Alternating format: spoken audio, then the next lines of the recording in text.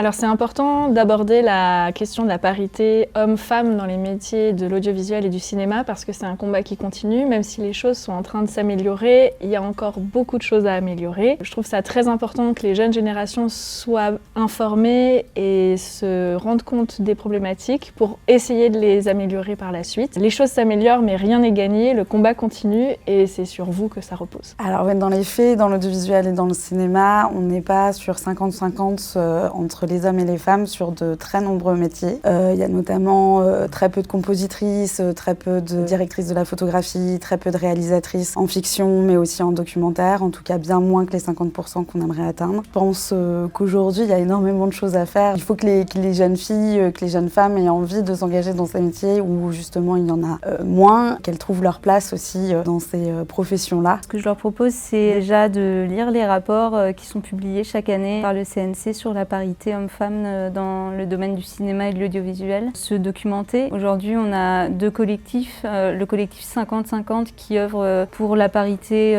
dans le domaine du cinéma et de l'audiovisuel, qui fait signer une charte à ses adhérents, qui les engage sur certains points. Pour le domaine de l'animation, il y a le collectif Les Femmes s'animent, qui permet aux jeunes réalisatrices, autrices, scénaristes d'avoir un mentorat de femmes et du coup de pouvoir évoluer dans le domaine et donc de pouvoir elles-mêmes sensibiliser les femmes pour arriver à la parité dans le domaine du cinéma.